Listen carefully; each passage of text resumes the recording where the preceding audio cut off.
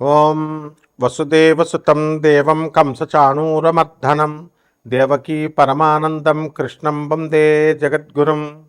ఓం శ్రీ రాధాకృష్ణాభ్యాం నమ. మనకి ఈ మార్చి నెలలో గ్రహస్థితులు ఎలా ఉన్నాయో ఒకసారి చూద్దాం. మనకి ఈ యొక్క శని మీనరాశిలో, కేతువు సింహరాశిలో, రాహువు కుంభరాశిలో, ఆ తర్వాత పంచగ్రహ కూటమి వచ్చిందండి. అందువలన రవి, కుజ, బుధ, శుక్రులు కూడా కుంభరాశిలోకి వచ్చి రాహుతో కలిసి ఉన్నారు. ఆ తర్వాత గురుడు మిథున రాశిలోకి వచ్చాడు. ఈ విధంగా ఉన్నటువంటి గ్రహస్థితి వల్ల మనకి పంచగ్రహ కూటమితో పాటు మనకి ఈ యొక్క మిగతా గ్రహాలతో మనం కనుక చూసుకున్నట్లయితే ద్వాదశ రాశుల వారికి అందరికీ కూడా మనకి కొన్ని ఫలితాలు వస్తాయి.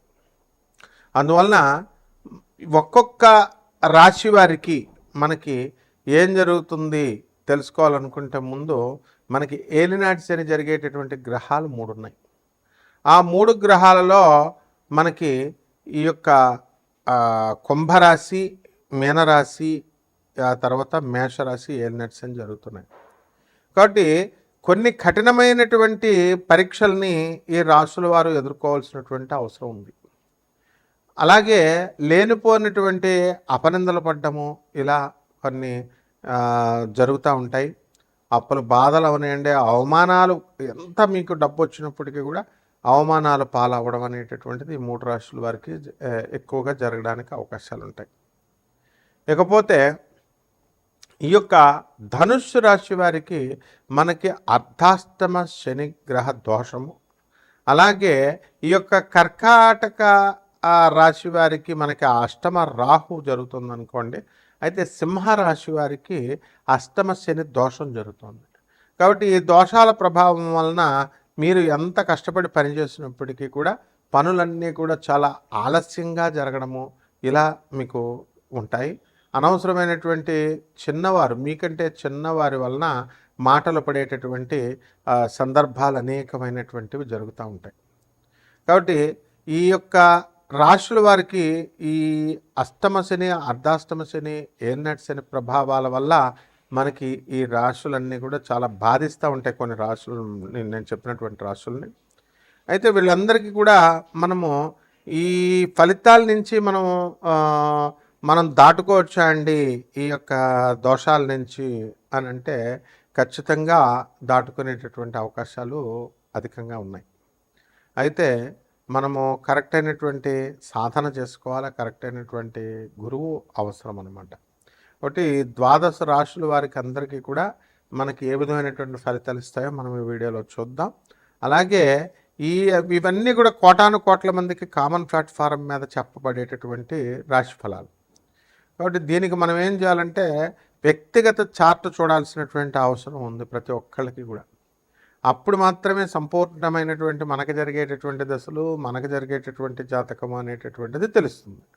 కాబట్టి ఈ రకంగా ఒక్కొక్క రాశి వారికి విడివిడిగా మనకి ఈ మార్చి నెలలో 2026 సంవత్సరంలో మార్చి నెలలో మనకి ఏ విధంగా జాతక ఫలితాలు ఉండబోతున్నాయో మనం చూద్దాం. తులారాశి. ఈ తులారాశి వారంతా కోర్టుల చుట్టూ తిరగడమే సరిపోతుంది ఈ మార్చి నెలలో. ఆస్తి సంగతి ఎలా ఉన్నా అవి చచ్చిపోయేది ఎప్పుడో. కోర్టుల చుట్టూ మీ తల్లిదండ్రులు చేసినటువంటి తెలివి తక్కువ వల్ల మీ పొలాన్ని మీరు ప్రూవ్ చేసుకోవడం కోసం కోర్టుల చుట్టూ కర్నూలు అలా అంత దూరాలు తిరగడమే సరిపోతుంది. గురుబలం బాగుంది, కానీ ఏది కూడా కలిసి రాదు మీకు. మీ పిల్లల చదువుకి వాళ్ళు చదువుకుంటుంటే మీరు అక్కడ టీవీ పెట్టుకొని కూర్చుంటే, న్యూస్లు పెట్టుకొని చూసుకుంటే, పనికి మాలిన ఈ న్యూస్ల వల్ల మీ పిల్లల చదువు పాడైపోతుందమ్మా. ఏం చెప్తాం చెప్పండి.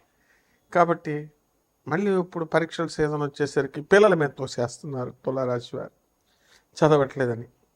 కాబట్టి ఈ పిల్లల యొక్క చదువుకి మీరే కారకులు, వాళ్ళకి మార్కులు తక్కువైతే చూసుకోండి. తులారాశి వారికి చెప్తున్నాను. ఇక భార్యాభర్తల మధ్య గొడవలు అవేం లేవనుకోండి. ఏదైనప్పటికీ కూడా గురుబలం బాగున్నప్పటికీ కూడా సంతోషంగా లేరు తులారాశి వారు. మీ వరకు మీరు బాగానే ఉన్నారు, కానీ మీ వల్ల పాపం మీ పిల్లల చదువుతో పాటు మీ భర్తల మెదడు కూడా పోతుంది. మరి ఆరోగ్యం చాలా చెక్కు చెదరకుండా ఉంటుంది.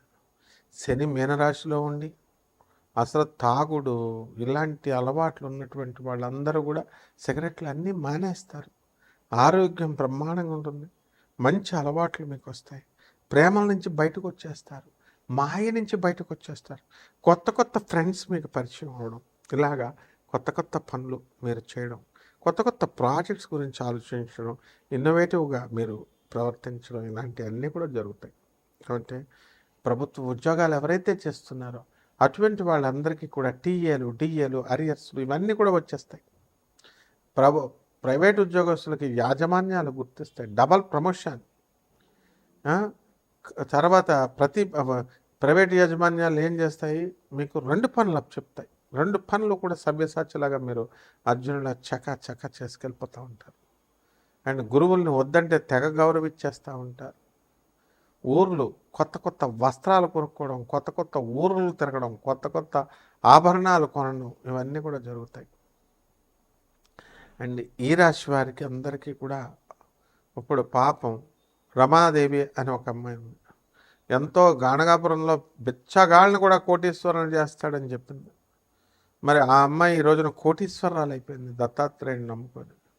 చక్కగా గాణగాపురంలో చూడండి, వెళ్ళండి. అక్కడే మీకు ఆ అమ్మాయి కనీసం రోజుకి మొత్తం గాణగాపురం వెళ్ళేటప్పుడు దగ్గరగా ఒక 100 మందిని ఫ్రీగా తీసుకెళ్తుంది. కాబట్టి ఎప్పుడు చూసినా తన జీవితం అంతా కూడా గాణగాపురం కర్మ 3 దెయ్యాలు ఉన్నాయనేది కడుపులో పాపం. ఆ తర్వాత కడుపులో దెయ్యాలు, నెక్స్ట్ ఇంకోటి ఏంటంటే విరోచనాలు, అనారోగ్య సమస్యలు, ఇవన్నీ కూడా తీసేశాడు దత్తాత్రేయుడు. ఇది లైవ్లో సత్యం అనమాట. నేను గాణగాపురం వెళ్ళినప్పుడు నాకు కనబడి, గురుగారు నాకు ఎలా జరిగిందంటే I felt very happy. So ఈ తులారాశి వారికి అందరికీ కూడా శుభాలే తప్ప అశుభాలు ఎక్కడా లేవు. ఇక పరిహారాలు ఏం చేసుకోవాలి, మీరు కూడా పొండి గాణగాపురం దత్తాత్రేయ స్వామి దర్శనాలు చేసుకోండి. అండ్ గురువుతో వెళ్ళండి అమ్మ, గురువుతో వెళ్ళండి. దత్తాత్రేయ స్వామి వారి సాధన చేయండి. చంద్రగుప్త మౌర్యలాగా అయిపోతారు. చంద్రగుప్త మౌర్య ఒక్కసారైనా సరే గాణగాపురం వెళ్ళాడా? మహారాజుగా ఉన్నప్పుడు వెళ్ళాలి.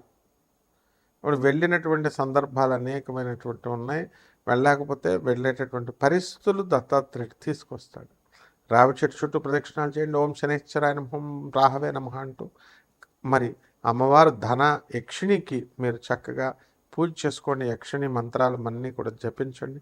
రాధామ్మ వారి యొక్క పాదాలను వదలొద్దు అసలు. మీరు రాధాకృష్ణుని పట్టుకొని అలాగే ఉండండి. రాధే అంటూ మీరు జపం చేసుకోండి. పేదవాళ్లకు మర్చిపోవద్దు, వికలాంగుల్ని మర్చిపోవద్దు, అనాథల్ని, సాధువుల్ని మర్చిపోవద్దు. ఈ రకంగా మీరు చేసుకోండి, బ్రహ్మాండంగా ఉంటుంది. శుభమస్తు.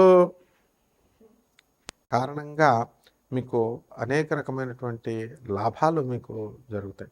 వృత్తిలో అనేకమైనటువంటి టెన్షన్స్ని అధిగమించి మీరు ముందుకు వెళ్ళడం అనేటటువంటిది జరుగుతాయి. అలాగే మోకాళ్ళ నొప్పులు, ఆ తర్వాత మర్మావయాల దగ్గర, జెనిటల్ ఆర్గన్స్ దగ్గర వ్యాధులు ఇవి విపరీతంగా వస్తాయి. చెస్ట్ పెయిన్ ఇవన్నీ కూడా. కాబట్టి ముఖ్యంగా ఈ యొక్క శని మీనరాశిలో ఉన్న కారణంగా చాలామందికి ఎవరికైతే పుచ్చు పళ్ళు ఉన్నాయో ఆ పుచ్చుపళ్ళ నొప్పులు, పిప్పని నొప్పులు బాగా అధికంగా బాధించడం అనేటటువంటిది జరుగుతుంది. దీని ద్వారా జీవితం అంటే ఏంటో మనకు ఆ నొప్పి ద్వారా ఒక్క క్షణంలో మనకు అర్థమైపోవడానికి అవకాశాలు ఉంటాయి. కాబట్టి విదేశాలకు వెళ్ళాలనుకునేటటువంటి వాళ్ళందరికీ కూడా విదేశాల్లో మంచి అవకాశాలు అనేటటువంటివి రావడానికి అవకాశాలు ఉంటాయి. అలాగే ఈ యొక్క రాశి వారికి అందరికీ కూడా శుక్రవారం చాలా అధికమైనటువంటి లాభాలను ఇస్తుంది. 6వ తారీఖు మీరు పనులు మొదలు పెట్టడం, 6, 15, 24వ తేదీల్లో మీరు పనులు చక్కగా ముందుకు తీసుకువెళ్ళడం అనేటటువంటివి జరుగుతాయి. ఈ రాశి వారికి అందరికీ కూడా నూతనంగా నల్ల వస్త్రాలను మీరు కొనుక్కోవడము, ధరించడము ఇలాంటివన్నీ కూడా చేస్తారు. మరి ఈ యొక్క రాశి వారి కొన్ని పరిహారాలు చేసుకోవాల్సినటువంటి అవసరం ఉంది. మరి ఈ రాశి వారి కేతువు మనకి అర్ధాశ్రమంలో ఉన్న కారణంగా కేతు జపం చేసుకోండి, కేతు స్తోత్రాలు చదవండి. అలాగే చక్కగా ఈ యొక్క రాశి వారికి ముఖ్యంగా ఈ యొక్క అధికమైనటువంటి బాధ దేని నుంచి మనకి ఈ యొక్క శని నుంచి మనకు ఉన్న కారణంగా మనకి శని జపం చేసుకోండి, శని స్తోత్రాలు చదవండి. రావి చెట్టు మొదలు అది శివలింగ రూపం, అది రావి చెట్టు. రావి చెట్టు పైనుంచి నీళ్లు పోయడము, క్రింద నీళ్లు పోయకుండా చేసేటటువంటి ప్రదక్షిణాలు ఏవి కూడా పనిచేయవు మీకు. కాబట్టి రావి చెట్టు చుట్టూ ఓం శనేశ్వరాయ నమః అంటూ ప్రదక్షిణాలు చేసుకోండి.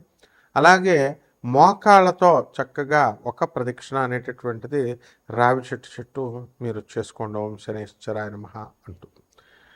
ఆ విధంగా నల్ల చిమ్మిల్ని తయారు చేసి చక్కగా శనీశ్వరుడికి మనము అభిషేకం చేసుకోవడము, ఈ రకంగా మనం ఈ యొక్క కిలోంపావు ఉలవలని మనము దానం చేయడము, ముఖ్యంగా అధికమైనటువంటి పారితోషికం వచ్చే సోమవారం నడుగుతాయి 7 గంటలకి బ్రహ్మాండంగా ఉంటుంది. శుభమస్తు.